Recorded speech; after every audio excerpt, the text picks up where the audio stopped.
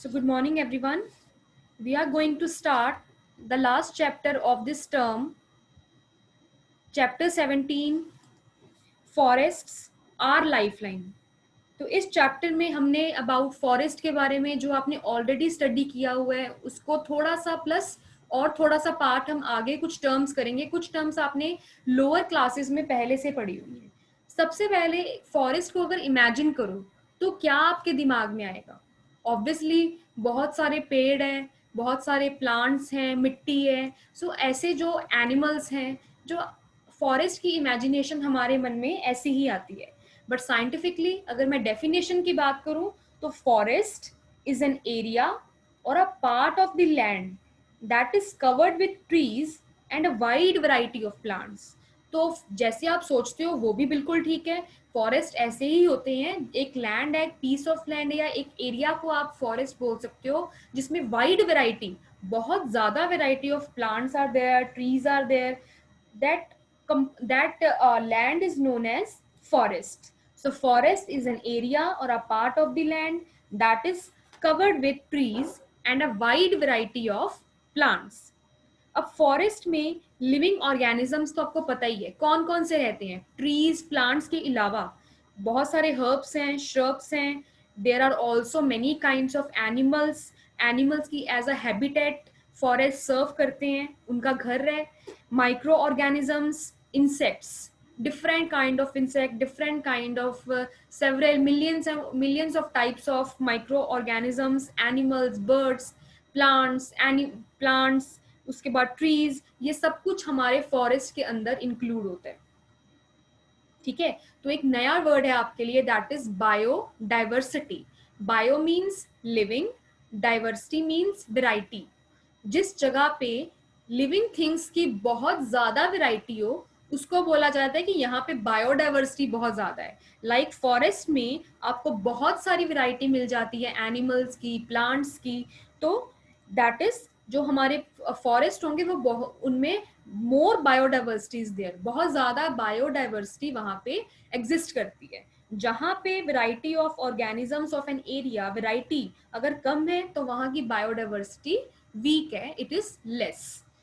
सो forest area includes, अब forest में हमने लिविंग थिंग्स के बारे में बात कर ली, micro organisms are there, plants are there, birds are there, but there are also some non living things present in the forest. So in इसके बेसिस पे we can divide the forest into two categories. Number one biotic factors and number two A biotic factors. I hope आपने sixth में ये EVS topic भी किया होगा, biotic and abiotic component. उसमें भी आपको ये बताया गया था, मैंने आपको ऑलरेडी बताया कि बायो का मतलब लिविंग। तो बायोटिक फैक्टर्स कौन से होंगे? जो फैक्टर्स फॉरेस्ट में लिविंग कैटेगरी के अंदर आते हैं दे आर बायोटिक फैक्टर्स, और जो नॉन लिविंग के अंदर आएंगे that are a biotic factors. तो बायोटिक फैक्टर लिविंग में कौन कौन आएगा? Birds are there, insects are there, plants are there, ठीक है, micro organisms are there, animals are there. तो जो भी थिंग्स लिविंग थिंग्स की कैटेगरी में आएंगी वो हमारे पास फॉरेस्ट की बायोटिक फैक्टर्स में आता है। Now talking about the abiotic factor. Abiotic means non living things. अब फॉरेस्ट में sunlight is present, water through rainfall is present, soil is present, temperature is there, humidity is there। जो ये सारे factors होते हैं, sunlight, soil, water, temperature, humidity, these are known as abiotic factors. So there are two type of factors a forest have. Number one biotic factor, that includes the living beings, that, and second is abiotic factors, that includes the non-living things. So this was about the components of a forest. Next I'm going to discuss about the uses of forest. आपको पता है forest mankind के लिए plus environment के लिए they are very very very much beneficial. तो हमें कौन कौन से forest से हमें क्या क्या uses हम ले सकते हैं? सबसे पहले food, different kind of vegetables, ठीक है, different type of food items we get from there. Food is there, medicines मिलती हैं, chemicals is there। Tourism purpose के लिए भी फॉरेस्ट, जहाँ पे फॉरेस्ट सफारी आजकल बनाई हुई है तो आप वहां पे भी जा सकते हो। Habitat, it is habitat to many living organism सारे एनिमल्स के लिए, इंसेक्ट्स के लिए एक तरह का घर है उनका फॉरेस्ट, तो it serve as a habitat for them. Research purposes के लिए, ओके उसके बाद recreation means some kind of activities के लिए, एजुकेशन मीन्स हमें इससे ग्लू मिलता है, पेपर मिलता है, फुलवुड एंड टिम्बर लकड़ी जलाने के लिए, और टिम्बर मीन्स अब जो हमारा फर्नीचर है वो बनाने के लिए जो लकड़ी मिलती है, that is also included in the uses of the forest. इसके अलावा ये तो हमारे पास मैनकाइंड के लिए था, जो हमारे लिए फायदेमंद चीजें हमने वो डिस्कस कर ली। अदरवाइज जो फॉरेस्ट है, रेन का जो पैटर्न है हमारी कंट्री में या हमारे वर्ल्ड पे, रेन का पैटर्न है, it is only setup because of forest. जैसे जितनी ज्यादा पेड़ होंगे उतनी ज्यादा ट्रांसपिरेशन होगी, जितनी ज्यादा ट्रांसपिरेशन होगी उतने ज्यादा क्लाउड्स फॉर्मेशन होगी, उतनी ज्यादा रेन आएगी। तो रेन पे फॉरेस्ट का बहुत ज्यादा लिंक है। उसके बाद और हम कह सकते हैं कि फॉरेस्ट से हमारी जो नेचर है वो इको मतलब इन द सेंस वो बहुत क्लीन एंड ग्रीन रहता है। और अदरवाइज फॉरेस्ट जो है वो ऑक्सीजन जनरेट करते हैं, जितने ज़्यादा ट्रीज होंगे उतनी ज़्यादा ऑक्सीजन का बैलेंस बना रहेगा हमारी अर्थ पे। सो हम बाद में डिस्कस भी करेंगे कि forest are known as the green lungs. जैसे हम ह्यूमंस लंग्स यूज करते हैं रेस्पायर करने के लिए, ब्रीथ करने के लिए, वैसे ही फॉरेस्ट को हम ग्रीन लंग्स बोल सकते हैं, because they are giving out so much of oxygen that helps the human beings to survive on the earth. So these were the uses of the forest. Next इस chapter में बताया गया है, next इस chapter में ये बताया गया कि forest are the home of numerous plant species. बहुत सारी प्लांट की स्पीशीज हैं जो फॉरेस्ट में पाई जाती हैं। ट्रीज लाइक नीम, बैम्बू, शीशम, ट्रीज के साथ साथ बहुत सारी हर्ब्स भी होती हैं, श्रब्स भी हैं, क्लाइंबर्स हैं, क्रीपर्स हैं, ग्रासेस हैं। बहुत इंपॉर्टेंट है हमारे लिए, इन्वायरमेंट के लिए और ह्यूमन बींग्स के लिए। उसके बाद नेक्स्ट इज कि जो फॉरेस्ट हैं दे ग्रो बाय देमसेल्व्स। कोई जाके फॉरेस्ट को उगाता नहीं है, जैसे हम प्लांट, जैसे हम गार्डनिंग करते हैं, घरों पे प्लांट्स उगाते हैं, गार्डन में उगाते हैं, तो हमें उस पर खुद एफर्ट्स करने पड़ते हैं। प्रॉपरली टाइमिंग पे पानी देना है, फर्टिलाइजर्स देने हैं, मैन्योर्स देना है, वो व्हाटसोएवर हमें उनका ख्याल रखना पड़ेगा, तभी वो रेज अप करेंगे। But there is no need to plant trees in the forest, as the forest provide favorable environmental conditions to plant so that they can germinate and grow on their own. What happened कि हमें कुछ भी वहां पे ऐसे नहीं कि हमें बीज बोना पड़ेगा तभी वो पेड़ उगेगा। फॉरेस्ट में there is no need to plant trees, okay. तो वो क्या करेगा, फॉरेस्ट अपने आप ही ऐसी फेवरेबल कंडीशंस प्रोवाइड कर देगा प्लांट्स को ग्रो करने के लिए, ताकि वो अच्छे से जर्मिनेट हो जाए और ग्रो कर जाए। जैसे जैसे वो ग्रो करेंगे उनका जो नंबर है वो मल्टीप्लाई होता जाएगा, वो बढ़ता जाएगा। Ultimately the land will become a forest. Okay, so this was all about the forest part. Now I'm going to discuss about some new terms. Number one term I'm going to discuss is crown.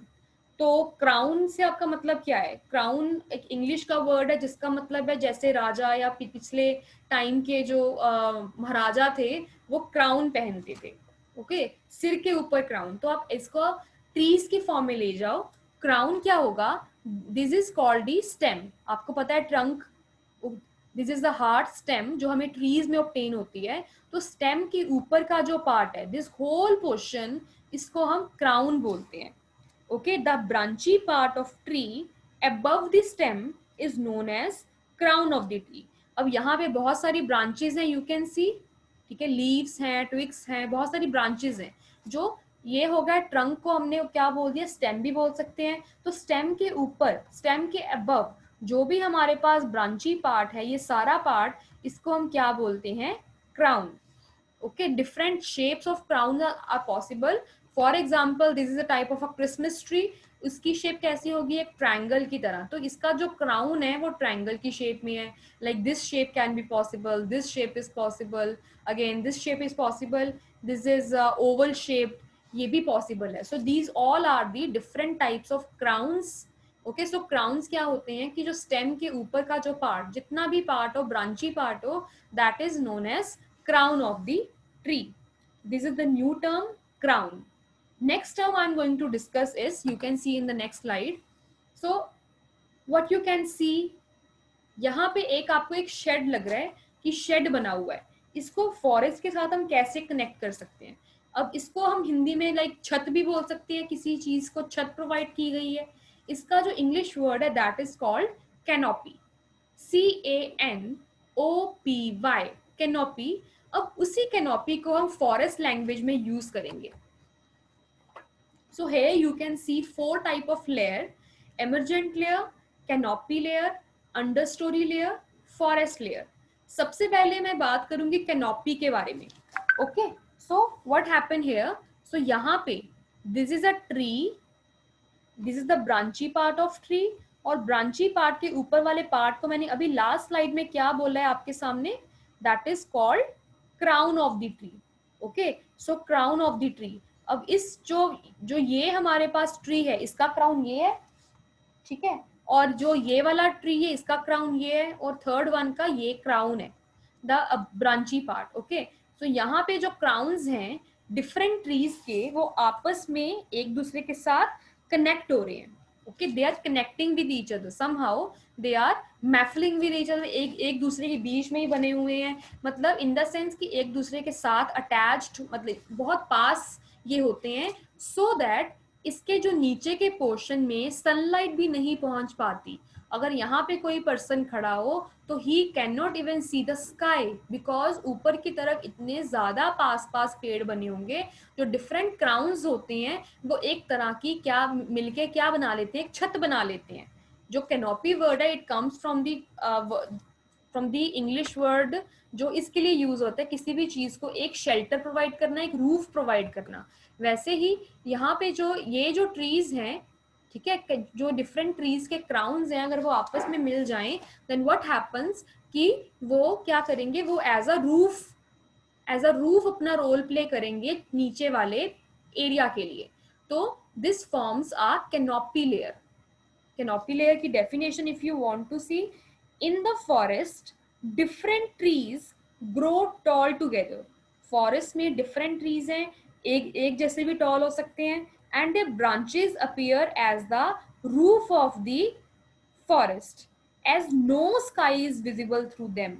Okay, नीचे वाले plant पे sunlight भी अच्छे से नहीं पहुंचती, reason being कि ऊपर एज अ रूफ बनी हुई है, हमारी कैनोपी लेयर बनी हुई है। तो ऐसे क्या होगा, यहाँ पे अगर पर्सन यहाँ पे खड़ा होगा then he will not be able to see the sky, because this layer is acting as a roof, और रूफ होने की वजह से इसको कैनोपी बोला जाता है। So this was canopy. Emergent layer क्या होती है, जो कैनोपी लेयर के ऊपर वाले कई जो मतलब बहुत ऐसे कम नंबर ऑफ ट्रीज होंगे जो बहुत ज्यादा ही टॉल है। ओके, नॉर्मल ग्रोथ तो इतनी होगी ट्री की, बट कुछ जो ट्रीज होते हैं वो बहुत ज्यादा लंबे होते हैं, और उनमें सनलाइट भी अच्छे से आती है, स्काई भी वहां से अच्छे से दिखेगा अगर यहाँ पे कोई पर्सन हो तो इन द सेंस कि कैनोपी लेयर के ऊपर जो जो कैनोपी से भी टॉल ट्रीज होते हैं, जो वो लेयर बनाएंगे, that is known as emergent layer. Okay, next is understory layer. अब अंडर स्टोरी किससे किसे बोला जाता है, यहाँ पे है हमारा फॉरेस्ट का फ्लोर, जो ऐसे जो प्लांट्स और ऐसे ट्रीज जो फॉरेस्ट फ्लोर पे ग्रो करते हैं, और उनकी जो हाइट होती है वो कैनोपी लेयर से कम होती है। Okay, so under story layer means जो जिनकी लेंथ, ऐसे ट्रीज या ऐसे प्लांट्स जिनकी लेंथ कैनोपी लेयर से, कैनोपी से कम होगी, that comes under under story layer. अब इसमें ऐसे ही पेड़ या ऐसे ही प्लांट्स उगते हैं इस लेयर में जिसे ग्रो करने के लिए कम लाइट की जरूरत होती है, बिकॉज यहाँ पे कैनोपी की वजह से यहाँ पे लाइट, सनलाइट इतनी नहीं पहुंच पाती, और इसी वजह से यहाँ पे ऐसे ही पेड़ या प्लांट उगते हैं जहाँ पे सन जिनकी लाइट की requirement is very less. So it consist of a plant that grow above the forest floor but lower than the canopy. They require less amount of light in order to grow. So this was about understory. Next we have is forest floor. तो forest floor आपको पता है कि forest का जो ground होगा उसको ही forest floor बोला जाता है। So you can see a forest floor here. तो इसमें आपको क्या क्या दिखेगा, आपको बहुत सारे डेड एंड डिकेइंग मैटर दिख सकते हैं, लीव्स दिख सकते हैं, ट्विग्स दिख सकती हैं, स्टेम्स गिरी हुई हैं, फ्रूट्स वेजिटेबल जो पेड़ से गिरते हैं। तो फॉरेस्ट फ्लोर पे ऐसी ऑर्गेनिक चीजें हमें देखने को मिलती हैं। So forest floor seems dark coloured and covered with a layer of dead and decaying leaves, fruits, seeds, twigs and small herbs. तो forest that is dark color की होगी because of the presence of humus in it, and it is covered with the layer of dead and decaying leaves होंगे, fruits, seeds, twigs. ठीक है, सो ये सारा मतलब in the sense decaying matter होगा that will be present on the forest floor. Okay, जो dead leaf के इसने एक तरह की कंपैरिजन की है कि walking in the dead on the dead leaf layer like is walking over sponge. Okay, मतलब डेड लीफ का जो जो डेड लीव्स होते हैं, जो ग्राउंड की जो फॉरेस्ट की ग्राउंड होगा, फॉरेस्ट ग्राउंड होगा, that is not so hard, वो इतना हार्ड नहीं होता, थोड़ा सॉफ्ट ही होगा, इसलिए उसको as a walking over sponge भी के साथ भी हम रिलेट कर सकते। जैसे स्पॉन्ज पे अगर हम चलें, सिमिलरली वैसे ही फील होगा जब हम क्या करेंगे, डिकेइंग मैटर के ऊपर या डेड लीव्स के ऊपर वॉक करेंगे। तो so this was about forest floor. So यहां तक था आपका फॉरेस्ट के बारे में। उसके बाद हम थोड़ा सा आगे चलते हैं, जो कंसेप्ट आपने ऑलरेडी पढ़ा हुआ है, that is very commonly and very famous, food chain. अब फूड चेन क्या होता है, आपको पता है कि डिफरेंट ऑर्गेनिज्म अपने फूड के लिए किसी और अपने से वीक ऑर्गेनिज्म पे डिपेंड करते हैं to survive. Different organisms present on the earth depend upon the other animals.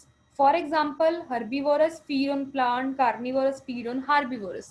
तो आपने हर्बीवोरस, कार्निवोरस, ओमनिवोरस हमने फर्स्ट चैप्टर में न्यूट्रिशन इन प्लांट्स में बहुत अच्छे से पढ़ा था। तो फूड चेन क्या होता है, आपको पता ही है कि डिफरेंट ऑर्गेनिज्म जितने भी अर्थ पे हैं वो डिफरेंट एनिमल्स पे डिपेंड करते हैं for their food. For example, there is corn, corn rat intake करेगा, देन रैट को आउल इनटेक कर लेगा, एज अ फूड बन जाएगा। कैरेट को रैबिट लेगा, रैबिट को फॉक्स खा लेगा, फॉक्स को लाइन खा लेगा। उसके बाद ग्रास है, ग्रास हॉपर खा लेगा, देन ग्रास हॉपर को फ्रॉग एज अ फूड उसका बनेगा। फ्रॉग को पाइथन स्नेक खा सकते हैं और स्नेक को देन ईगल खा सकते हैं। So this is type of food chain जो आपने ऑलरेडी पढ़ी हुई है। हार्बीवोरस क्या होते हैं, जो जो अपना खाना खुद नहीं बना सकते। First of all will discuss about autotrophs. तो ये मैंने आपको बताया था, ऑटोट्रॉफ्स, हेटेरोट्रॉफ। तो ऑटोट्रॉफ्स क्या होते हैं, वो ऑर्गेनिजम्स जो अपना फूड खुद बनाएंगे। फॉर एग्जाम्पल प्लांट और प्लांट के अलावा जितने भी ऑर्गेनिजम्स हैं वो सारे के सारे हर्बीवोरस हैं। तो हर्बीवोरस क्या होते हैं, जो अपना फूड खुद नहीं ऑब्टेन कर सकते, किसी दूसरे से ऑब्टेन करते हैं। ठीक है, मतलब इन द सेंस वो डिफरेंट एनिमल पे फीड करेंगे। So next is, so the chain of organism dependent on each other for their food is called food chain. The chain of organism depend upon one another for their food is called food chain. अब जैसे मैंने आपको बताया कि autotrophs क्या होते हैं, जो अपना फूड खुद ऑब्टेन करते हैं, खुद बनाते हैं। फॉर एग्जाम्पल प्लांट जो है वो अपना फूड खुद बनाते हैं by the process named as photosynthesis. तो फोटोसिंथेसिस आपको आपने पढ़ा हुआ है पहले, photosynthesis is the process of making food by the plants for itself. तो फोटोसिंथेसिस में आपने पढ़ा था sunlight is necessary, carbon dioxide necessary, water necessary, then what will it form, oxygen plus carbohydrates. तो कार्बोहाइड्रेट जो फूड बना है that will be a food for the plant. तो these are autotrophs. Then heterotrophs are there, जो सिर्फ and सिर्फ plant को ही खाएंगे। देन कार्निवोरस, जो सिर्फ एंड सिर्फ फ्लैश ऑफ अदर एनिमल्स ही ऑब्टेन करेंगे। And last is omnivorous like we humans, जो जो क्या करेंगे, जो फ्लैश भी इनटेक कर सकते हैं और प्लांट भी इनटेक कर सकते हैं। So these were about herbivorous, carnivorous and omnivorous. I hope it is clear. Then अब फूड चेन ऐसे तो है नहीं कि रैबिट को सिर्फ फॉक्स खा सकती है, रैबिट को तो लाइन भी खा सकता है डायरेक्ट, और रैबिट को कोई टाइगर भी खा सकता है। तो ऐसे ज़रूरी नहीं है कि वो एक ही चीज़ के साथ कनेक्टेड होगा। और लाइन जो है वो सीधा फॉक्स को भी खा सकता है। तो डिफरेंट अगर हम फूड चेन्स का नेटवर्क बना दें, सबसे पहले अब बताया गया हर्बीवोरस, कार्निवोरस, ओमनीवोरस के बारे में। आपके सामने डिफरेंट एग्जांपल्स भी बने हुए हैं। Zebra is there, rabbit is there, horse, cows, ये सारे हर्बीवोरस हैं। They eat plants and plant product. Carnivorous only eat the animals like lion, tiger. Omnivorous दोनों ही इनटेक करेंगे। सबसे like bear have, even pig is there, we humans are there. So these were the three categories of basis on the food habits. Now I was talking about the food web. अब food web क्या होगा, मैंने जैसे पहले ही बताया, ऐसे जरूरी नहीं है कि सिर्फ एक ऑर्गेनिज्म को एक ही पर्सन या एक ही ऑर्गेनिज्म खा सकता है। For example hair rat is form, rat की एरो ईगल पे गई हुई है, दैट एंड रैट की एरो वॉल्फ पे भी गई हुई है, एंड रैट की एरो पाइथन पे भी गई है। तो ऐसे नहीं कि रैट को सिर्फ एक ही organism as a food intake करता है, डिफरेंट एनिमल्स भी एक सिंगल एनिमल को खा सकते हैं। ठीक है, जैसे फ्रॉग है, फ्रॉग, ईगल भी फ्रॉग को खा सकती है, dragonfly can attack on frog, then these are the, मतलब इन द सेंस वो फ्रॉग ड्रैगन फ्लाई को भी खा सकता है, जो फ्रॉग है फ्रूट फ्लाई को भी खा सकता है। सो डिफरेंट काइंड हमारे पास बना हुआ है। सो ये डिफरेंट डिफरेंट चेन्स बनी हुई है। चेन्स कैसे, you can see this is one food chain. Grass hopper rat खाएगा, रैट को पाइथन खाएगा, पाइथन को ईगल खाएगा। सो दीज काइंड्स, अगर दो या दो से ज्यादा फूड चेन्स आपस में एक नेटवर्क बना लें, एक वेब बना लें, उसको बोला जाता है food web. Okay, network of food chain, that is known as food web. I hope it is clear. So this was about food chain and food web.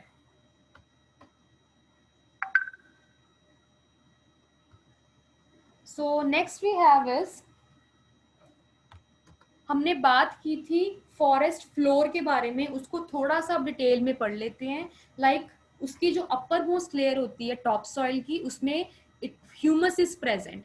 Humus आपको पता है that is the upper most layer of the soil. Humus में होता क्या है, dead and decaying matter made by fungi and some other micro organisms. So कब क्या होता है, व्हाट हैपेंस देयर, जब भी डेड एंड डिकेइंग मैटर का मतलब है कि जब भी फॉरेस्ट में प्लांट्स और एनिमल्स की डेथ हो जाएगी, देन व्हाट हैपेंस कि वो जमीन पे ऐसे ही पड़े रहेंगे, उन पे different type of micro organisms act करेंगे, उनको वो गलेगा, सड़ेगा, उसके बाद वो धीरे धीरे क्या बन जाएगा, वो एक एज अ ऑर्गेनिक मैटर बन जाएगा, और उस ऑर्गेनिक मैटर को ह्यूमस बोला जाता है। And that humus is very much important for the soil fertility. जितनी ज्यादा अच्छी ह्यूमस होगी, because it is made up of organic matter, तो उतनी ही ज्यादा अच्छी सॉइल की क्वालिटी होगी। सो डार्क कलर्ड सब्सटेंस है जो कि हमें सॉइल में फाइंड किया जाता है, made up of dead and decaying organism. Micro organism live upon the decaying matter and converted to humans. जो माइक्रो ऑर्गेनिजम्स हैं वो इसके ऊपर रहेंगे, और what will they do, they will convert it into humus. So this was all about humus is the topmost layer जो बहुत fertile होती है। It is made up by the acting on dead and decaying matter by the different type of microorganisms. Okay, so last topic is for today's session is what are decomposers. अब आपने पढ़ा जैसे food chain में सबसे पहले होते हैं producers जो फूड अपना खुद बनाते हैं, then consumers are there. Consumers क्या होते हैं, जो प्लांट को खाते हैं, मतलब कोई भी चीज, अगर प्लांट्स के अलावा जितने भी हमारे पास ऑर्गेनिजम्स बचे हैं, that comes under consumer part. Producers, consumer. अब कंज्यूमर को कौन खाएगा, आपको पता है कि lion is the most powerful animal in the forest. तो पावरफुल तो है, बट अगर लायन बाकियों को खा सकता है, बट लायन को कौन खाएगा। ओके, लायन जब भी लायन की डेथ हो जाएगी, देन उस पे माइक्रो ऑर्गेनिजम्स एक्ट करेंगे, उसको एक ऑर्गेनिक मैटर चेंज करेंगे, देन वो फर्टिलिटी इंक्रीज कर देगा।